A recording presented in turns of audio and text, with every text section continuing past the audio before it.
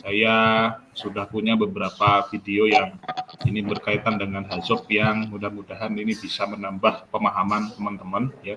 Jadi saya berikan waktu teman-teman untuk menyimak video berikut ya. Silakan disimak dengan baik ya teman-teman dan nanti dipahami apa yang disampaikan. Kalau yang nggak ngerti bahasa Inggris ya ketinggalan zaman banget ya teman-teman. Harus bisa belajar ya.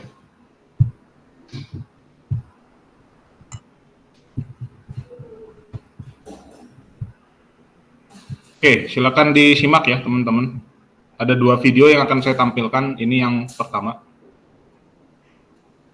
Or piping and instrumentation diagrams.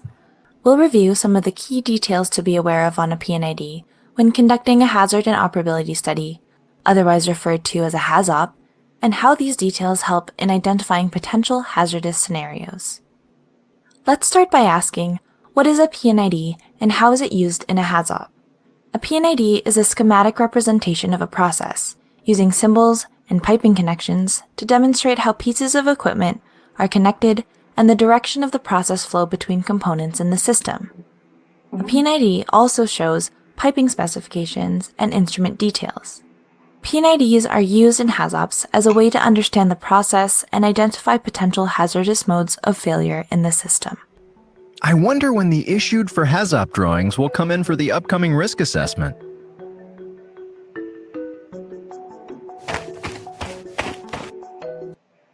In BigTime, you can collect BigTime cryptocurrency. It's real fun and easy. You can collect the BigTime token, battle.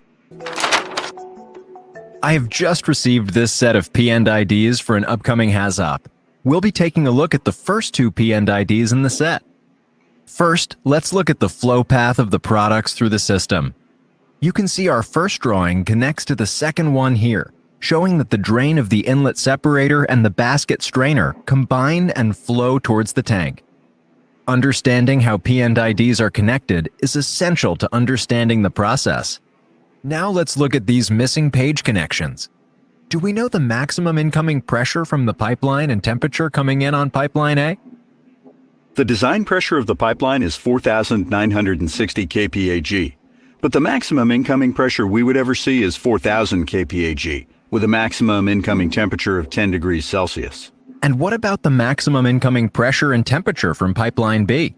The design pressure of the pipeline is 9,930 kPa(g), but the maximum incoming pressure we would ever see is 8,000 kPa(g), with a maximum incoming temperature of 10 degrees Celsius.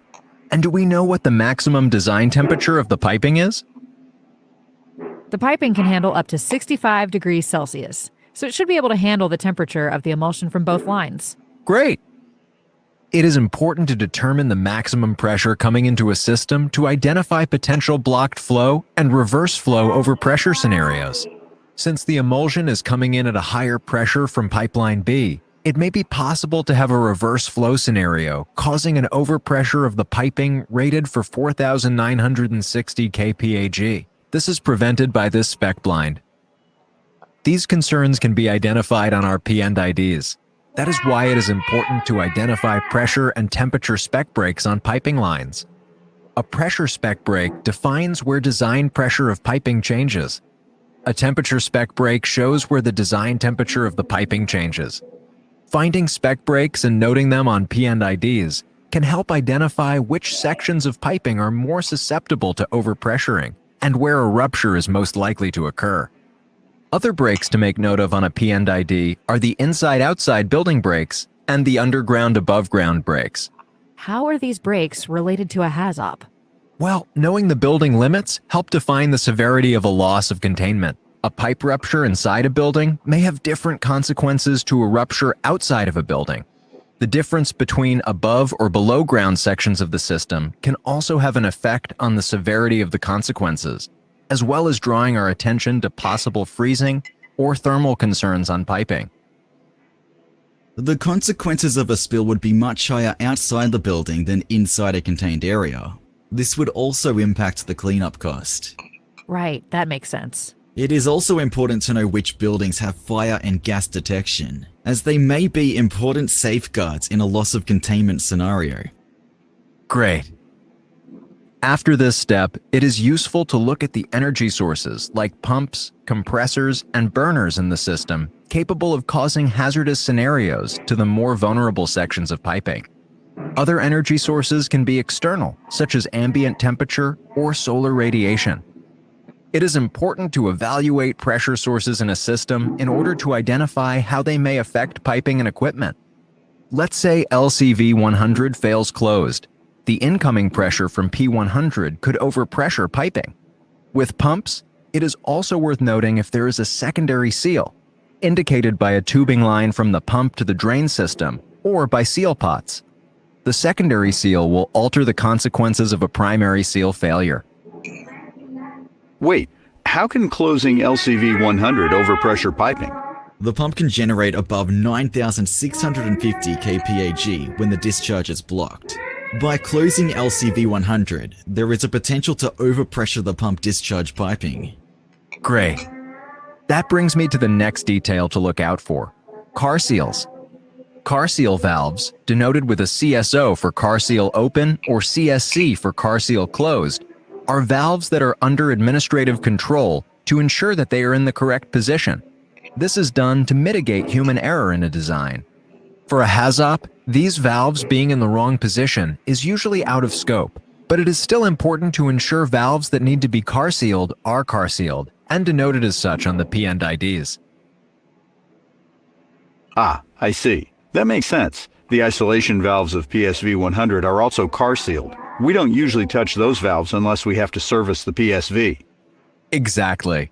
Valves up and downstream of a pressure safety valve, or PSV, should be car sealed open to ensure open flow path for relief. When looking at PSVs for a HAZOP, it is also important to note the location and sizing case. The appropriate location and sizing case of PSVs is essential for ensuring overpressure risk in a system is reliably mitigated. It is also important to ensure that PSVs are relieving to a safe location. It says here that the PSV relieves to a pop tank, so I think we are good. Great. Continuing on, another detail to pay attention to on the P&IDs are the fail positions of valves. The fail positions indicate what position a valve will default to during a shutdown of the facility. Fail positions should be indicated on the P&IDs and should bring the site to a safe state in the event of an emergency shutdown or loss of power. Should we also look at the closing time of actuated valves? How does that apply to a HAZOP? The concern with the valve closure time is transient overpressure if the valve closes too quickly. Additional information you may want along with the closure time would be any transient analysis information done on the valve closure to ensure transient overpressure is not credible. That does make a lot of sense. Is that information usually on the P&ID? No. Valve closure time is something you should ask for before or during a HAZOP.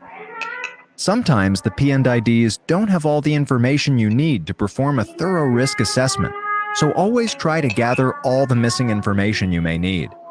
Understanding the instrumentation and control system philosophy on a P&ID can also be very beneficial to understanding how risks can be detected and mitigated. Many safeguards use instrumentation. P&IDs show transmitters and meters throughout the process and indicate associated alarms and shutdowns.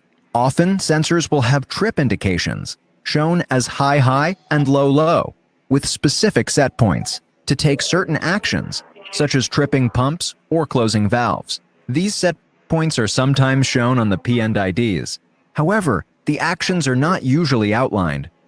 Understanding how these components operate and the actions they take are imperative in assessing safeguards for a safe design.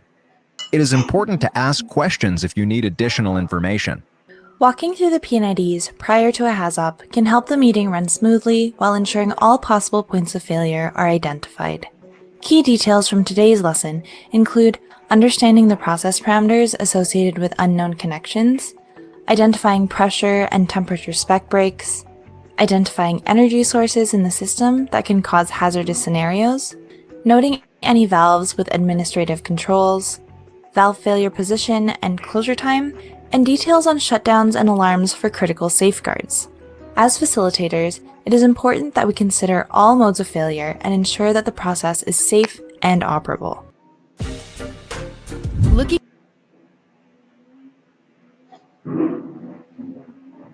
Oke, kita lanjut video yang kedua ya, teman-teman.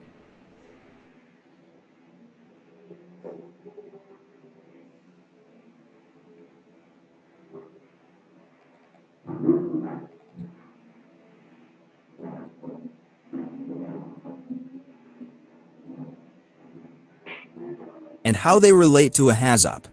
Specifically, we will be looking at what a basic process control system is, as well as what a safety instrumented system is, and how they work together for process control. Let's join our operator Bob at the facility, giving a walkthrough to a new trainee.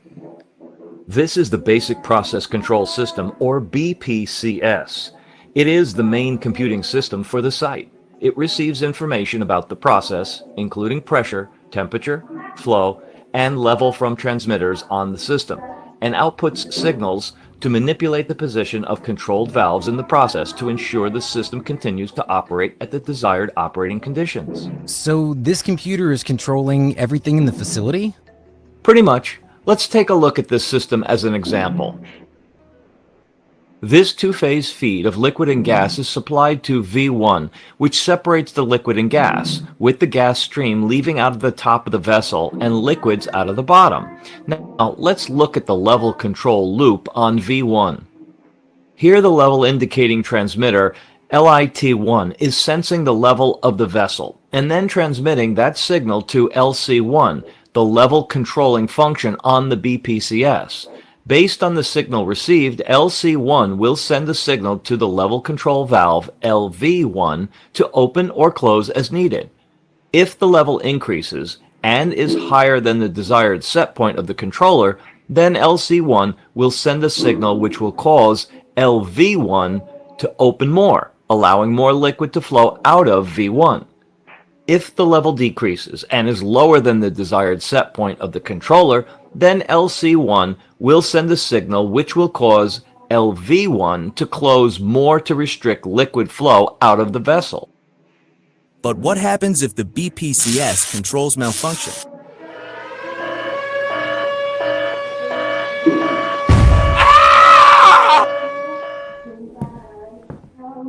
A safety instrumented system, or SIS, is an independent computing system from the BPCS, which monitors the system for potentially hazardous operating conditions.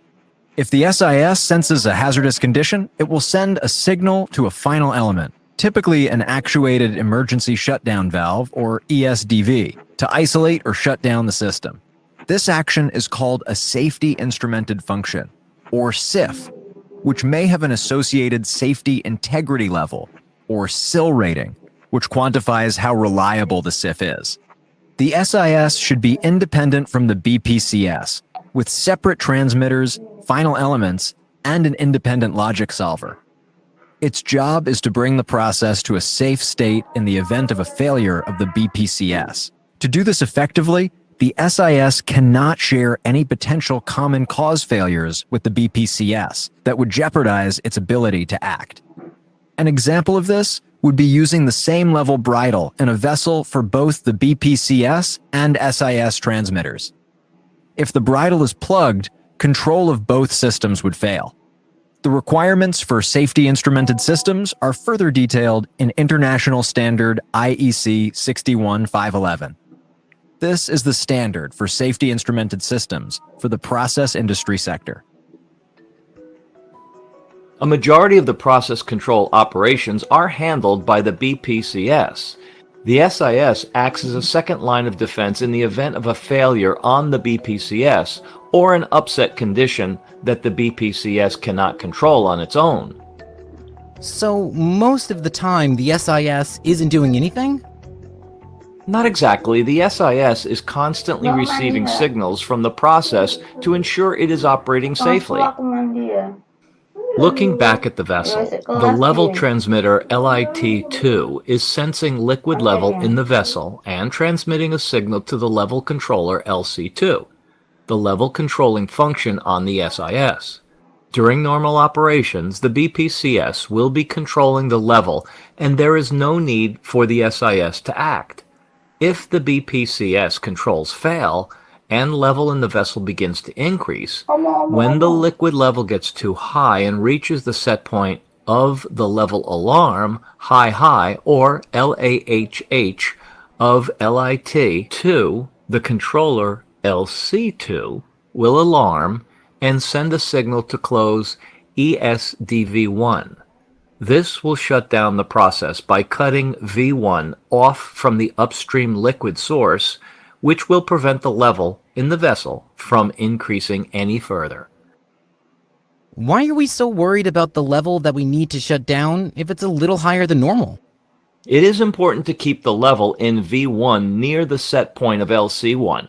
If the level in the vessel gets too high, there's a potential to carry liquids over to the compressor downstream on the gas system. This could cause a catastrophic failure in the compressor. The BPCS is the primary control system for any modern process. Without it, processes would rely on local controls and operators manually operating valves to manipulate and control the operating conditions. A BPCS makes process control safer and more efficient. However, some processes are not inherently hazardous enough to justify having an SIS, or they were built before having an SIS at a facility was common. Some processes can mitigate hazards by using other means, including pressure safety valves, locally controlled shutdowns, or shutdowns wired through the BPCS. The decision to have an SIS at a new facility should be made early in the design process, as it can add significant cost. The process hazard analysis, typically a HAZOP and LOPA, would identify the specific SIFs required for the process, as well as what the associated SIL rating required for each SIF is. Let's jump in with our HAZOP team as they conduct a LOPA to identify how they would determine the reliability of the SIF required for the vessel V1 we have been looking at. All right. We have identified that the level control valve LV1 failing closed would cause liquid to carry over from the separator V1 to the compressor downstream. This would result in a potential catastrophic rod load failure of the compressor, causing a significant loss of containment of vapor, with the possibility of a vapor cloud explosion and potential fatality. Let's jump into the LOPA. Based on Center for Chemical Process Safety guidelines, the typical failure rate of a control valve is once in 10 years. Does this seem reasonable for this service? I've dealt with similar separators at other sites. I've seen a few level control valves stick closed in my time. I think that sounds reasonable. Good. How often do we expect personnel to be in the area? This will not be a highly trafficked area of the facility. However, I think that it's unlikely we could say that someone will be in the area less than 10% of the time, just based on operator presence. All right, then we can't take credit for a conditional modifier. There is a high-level shutdown on the suction scrubber of the compressor wired to the compressor's logic solver. If any liquids reach the scrubber, it will trip the compressor before any damage can occur. Excellent. We can say that safeguard is at least 90% reliable, or that it has a probability of failure on demand of less than 10%. We also have the high level shutdown LAHH2 to close ESDV1. We haven't completed the detailed design of that system yet. However, the facility SIS will be capable of supporting SIL-3 systems.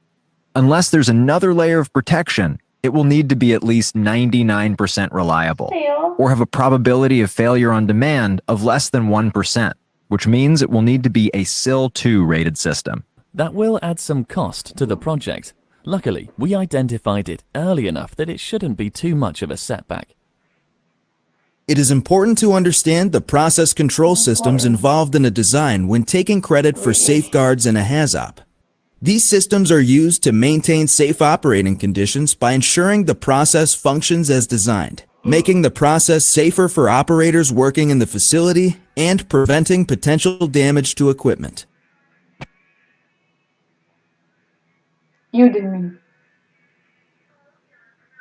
Oke, baik. Sudah selesai dua video yang sudah saya tampilkan, teman-teman. Pada menyimak nggak ya? Halo? Nyimak, Pak. Nyimak, Pak. Nyimak ya? Oke. Baik, kalau menyimak, Perlu saya jelasin lagi nggak? Atau nggak usah ya? Dan sedikit, Pak. Boleh. Nggak perlu lah ya. Oke, baik. Kalau tidak perlu, kita lanjutkan ya teman-teman. Terkait dengan sedikit lagi mengenai HAZOP ya. Jadi di HAZOP study sendiri ya, untuk bisa membantu ya, terutama tadi ya HAZOP team leader ya teman-teman. Jadi tadi kalau teman-teman lihat di video itu kan nggak satu orang ya, jadi dia itu terdiri dari beberapa orang, mulai dari orang safety, orang proses operator gitu ya, ada juga mungkin atasannya gitu ya, ada juga proses engineer-nya gitu ya. Nah, jadi itu ada HAZOP team leader-nya yang memimpin dari HAZOP study-nya gitu ya. Jadi mereka itu nanti berdiskusi ya, jadi berdiskusi, saling melakukan brainstorming ya, membahas terkait dengan tadi ya proses-proses yang ada, kemungkinan-kemungkinan yang terjadi gitu ya, kemudian solusi-solusi yang mungkin tersedia ya. Nah, itu dibahas.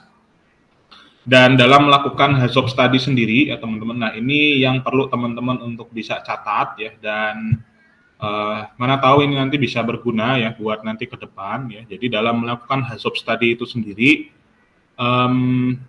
ada dikenal dengan namanya guide words ya, atau kata panduannya ya.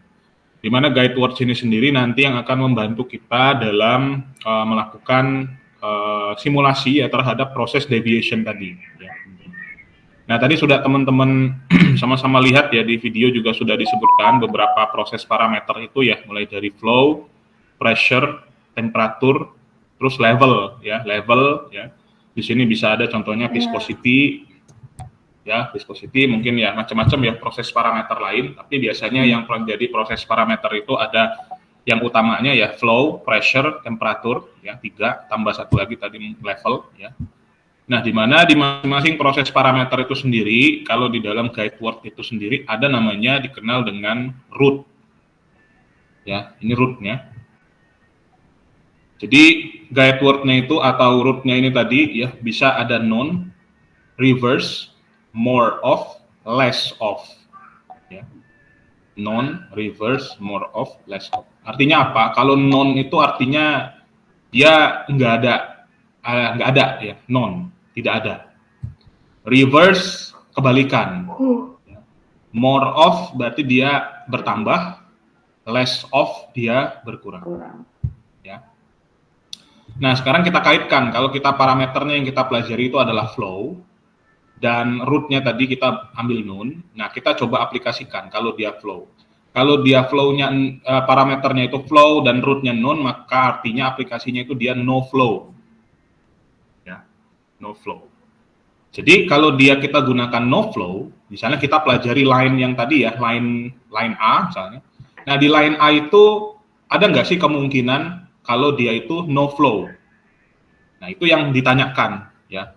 Oh, bisa saja dia no flow ketika di ujungnya pipa ini gitu ada valve yang tertutup, makanya tidak ada aliran. Ya. Atau misalnya ada kemungkinan kalau misalnya pipanya bocor misalnya ya, bocor atau juga dia pecah atau apa, nah itu dia bisa saja no flow. Kalau dia reverse flow, nah reverse flow itu sama.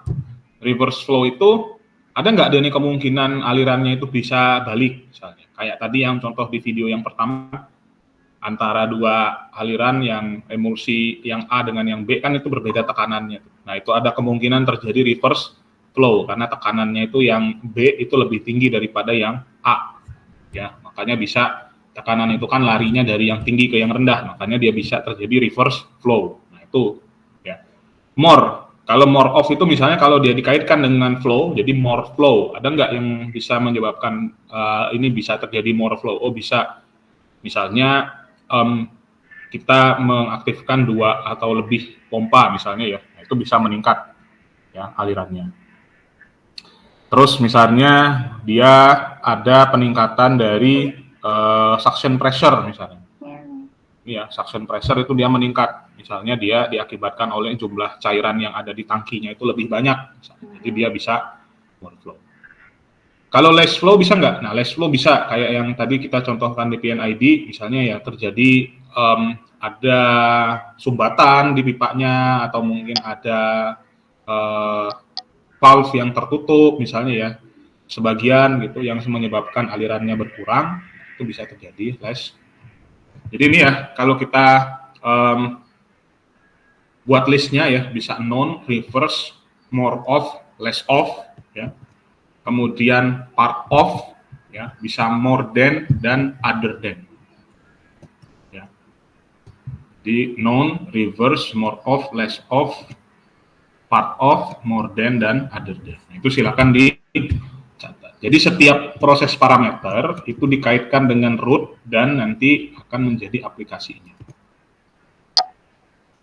Oke. Nah, sekarang kita coba masuk ke bagian akhir. Jadi kita akan coba lihat gimana sih bentuknya dari HAZOP result-nya. Ya. Nah, ini merupakan bentuk dari HAZOP report, ya. Jadi ini contoh tabelnya ya, teman-teman. Di mana di contoh tabel ini ya, teman-teman nanti akan bersama-sama ya dengan tim HAZOP-nya itu tadi akan mengisi ya. Akan mengisi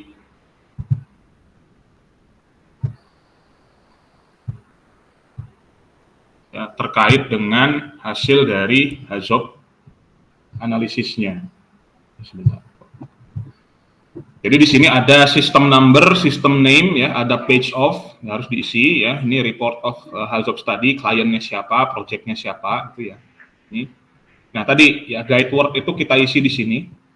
Jadi guide wordnya apa? Non atau more of, less of, more than, other than misalnya ya, atau part of misalnya, itu silakan kita isi di sini. Deviation-nya apa? Deviation-nya itu proses parameternya tadi. More of flow misalnya. Oh, ternyata kelebihan aliran. Apa penyebabnya? Misalnya terdapat dua pompa yang bekerja dalam satu waktu misalnya. Oh, itu bisa. Apa possible konsekuensinya kalau dia itu more flow misalnya? Oh, ternyata kalau dia more flow itu bisa menyebabkan misalnya vessel yang selanjutnya itu levelnya bisa meningkat. Actionnya apa? Oh, ternyata actionnya itu harus bisa di level atau di vesselnya nanti itu bisa memiliki level control gitu ya. Itu contoh. Atau misalnya more of-nya pressure ya. Possible cause-nya mungkin bisa saja karena ada valve yang tertutup. Ketika pressure-nya itu meningkat misalnya, possible konsekuensinya bisa saja mungkin ada kebocoran akibat mungkin seal yang itu bocor misalnya ya. Action-nya apa? Oh, ternyata dia harus mempunyai pressure misalnya safety valve ya. Jadi pressure safety valve itu dia akan membantu untuk mengurangi tekanan kalau terjadi tekanan yang berlebih. Itu contohnya. Ini ditulis di dalam HAZOP report-nya. Nah, ini HAZOP pada saat kita mengidentifikasi HAZOP-nya tadi ya, pada saat kita berdiskusi terkait dengan HAZOP, nah ini terkait dengan follow up meeting-nya. Jadi ketika kita sudah melakukan HAZOP tadi, nah kita lakukan follow up meeting terkait dengan action yang kita sudah tulis di sini tadi. Nah, itu sudah dilakukan atau belum? Ya, kalau action-nya itu dengan apa, action taken-nya apa? Ya, nah, ini sudah dilakukan atau belum, dicek apakah sudah cegah atau ditanggulangi atau belum. Oke. Nah itu. Jadi, nah ini contohnya ya teman-teman. Jadi ini ada tangki misalnya ya. Nah ini ada pompa, ya. Ini ada line-nya ya.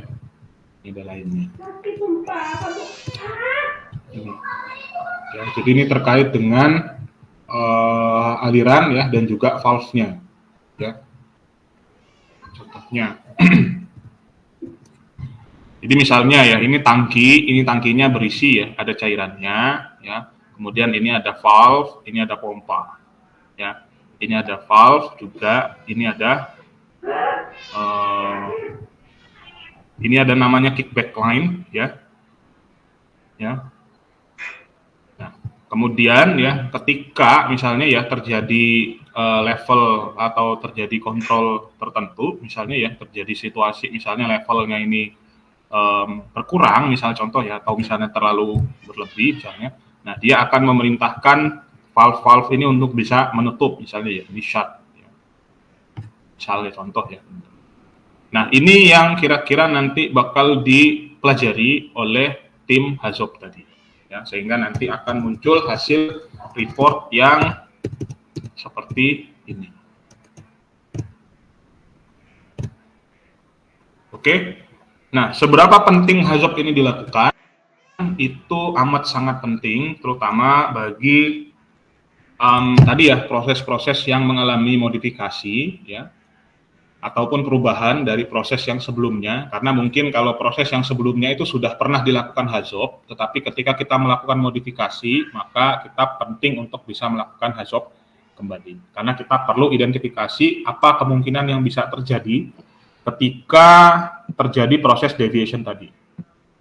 Yang diinginkan sebenarnya dari HAZOP itu adalah kita bisa mengidentifikasi sedini mungkin ya, kemungkinan yang bisa terjadi, ya, kecelakaan yang bisa terjadi, sehingga kita bisa menyelamatkan mulai dari nyawa, ya, dari pekerja ataupun operator yang akan bekerja di alat itu atau di area itu, dan juga peralatan yang atau aset ya, aset yang kita miliki gitu ya, supaya jangan sampai nanti rusak. Ya. Jadi itu ya kurang lebih teman-teman terkait dengan HAZOP, dan sepertinya PPT-nya sudah habis ya. Jadi kurang lebih itu yang bisa saya sampaikan. Kalau teman-teman ada pertanyaan atau ada yang mau didiskusikan, saya persilakan ya terkait dengan HAZOP tadi ini. Silakan kalau ada yang mau didiskusikan atau ditanyakan. Sambil saya absen yang masih belum absen pocket ya. Jadi Ridho Yuli, Muhammad Farhan, Gusmar. Hadir Bapak. Anissa Putri. Hadir Pak. Anissa Putri ada. Restu Putra Andika. Dias Sabrina. Veronica Jessica. Hadir Pak. Septi Angel. Hadir Pak. Nadia Ananda Hanifa. Hadir Pak. Febiola Serafim. Febiola Serafim hadir Pak. Adril Siregar. Randy Apriansyah. Randy hadir Pak. Zikra Dava. Hadir Pak. Rivaldi Yonatan. Laura Desira. Abdi Maskur. Ahmad Zain. Hadir Pak. Abdi Maskur ya, hadir Pak. Ya, sudah. Sudah saya panggil semua ya teman-teman, dan yang sudah absen itu tadi ya. Pak, Pocket. mohon maaf. Ya. Tadi saya ternyata mic-nya nggak keluar Pak. Tadi saya sudah nyaut, tapi ternyata kata teman-teman mic-nya belum keluar Pak. Atas nama Restu Pak. Oke, udah. Terima kasih Pak. Udah ya. Oh, izin masuk Pak. Atas nama Ridho Yulihandra. Oh, sudah ada absen atau belum Pak? Sudah. Baik, terima kasih Pak.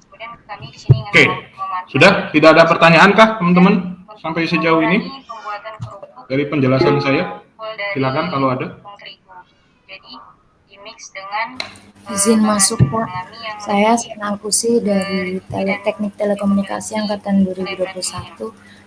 Jadwal UTS MK3RA itu bertabrakan dengan jadwal UTS Prodi ya Pak. Gimana ya? Terus gimana? Yang banyak diminati oleh bukan MK3 yang bertabrakan ya, luar lokal. Tapi jadwal kalian yang bertabrakan dengan UTS. Jadi gimana? Ini yaitu menciptakan inovasi dalam kami sudah coba bilang ke Tendik, katanya itu sudah tidak bisa diubah. Jangan kayak gitulah, kan seharusnya kan teman-teman yang ikut ke Prodi TSE ya, harusnya kan teman-teman yang menyesuaikan ya. Harusnya sih seperti itu gitu ya, maksudnya kan teman-teman yang ikut itu harusnya dari pendiknya kan, oh ya, karena kan kalian ngikut ya, namanya kan kalian ngikut ke prodi lain ya. Kalau mahasiswa saya ngikut ke prodi lain ya jadwalnya ya saya yang mengalah gitu ya. Tapi ya nanti coba ditanyakan dulu sama dosennya, sama ininya, kira-kira tabrakan bisa nggak susulan ya ke dosennya misalnya ya. Kalau misalnya ternyata seperti apa jawaban dosennya, nanti baru infokan ke saya. Baik Pak, terima kasih Pak. Ya, jadi mungkin yang kalau jadwalnya bertabrakan, saran saya coba dikomunikasikan dulu sama dosennya gitu ya. Karena kan teman-teman yang mengambil mata kuliahnya, karena kan sebenarnya yang ya, jadi coba sampaikan dulu ya. Kalau saya kan kayak mahasiswa saya misalnya ikut ke prodi lain misalnya ya menyesuaikan dengan prodi lain ya dia tetap ikut gitu ya. Dan dia yang menyesuaikan di prodinya kan gitu. Tapi kalau ya mana tahu ya, nanti coba ditanya dulu. Kalau misalnya memang tidak bisa ya nanti kita cari solusinya ya. Kalau sama saya aman kok, nggak pernah menyusahkan orang. Jadi silakan tanyakan dulu, nanti baru sampaikan ke saya. Oke. Ada pertanyaan lagi terkait dengan materi yang saya sudah sampaikan? Tidak ada? Tidak ada, Pak. Tidak ada? Oke. Kalau tidak ada, syukur alhamdulillah. Berarti mudah-mudahan teman-teman semua sudah bisa menangkap, memahami apa yang sudah saya sampaikan. Dan ya kita cukupkan ya teman-teman untuk pertemuannya hari ini. Minggu depan sudah masuk bulan puasa ya teman-teman. Jadi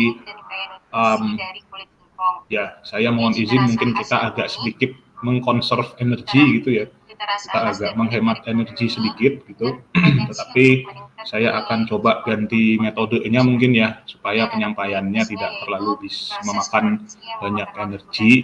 Nanti akan coba saya bantu dengan mungkin video gitu ya, penyampaian video melalui video dan mungkin bentuknya nanti bisa sesi diskusi mungkin ya. Kalau teman-teman nanti akan saya coba carilah caranya supaya nanti pada saat bulan puasa kita tidak terlalu banyak menyampaikan ngomong lah ya mungkin ya, kalau boleh saya bilang, karena cukup memakan bikin haus nanti.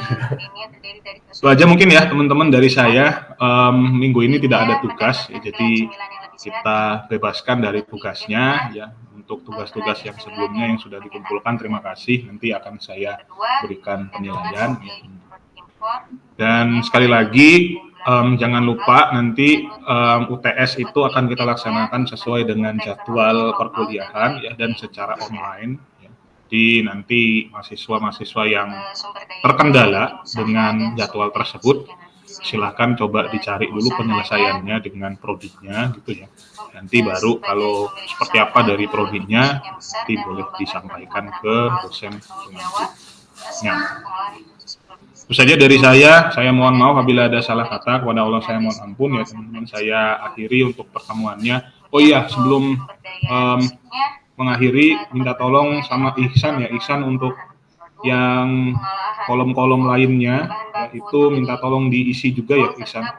Jadi nanti supaya nanti di bagian yang materi disampaikannya itu sudah terisi dengan rapi ya, gitu ya. Oke, itu saja saya tutup. Wassalamualaikum warahmatullahi wabarakatuh. Selamat pagi, sampai jumpa lagi di minggu depan ya. Terima kasih. Waalaikumsalam warahmatullahi wabarakatuh. Waalaikumsalam warahmatullahi wabarakatuh. Waalaikumsalam, terima kasih Pak.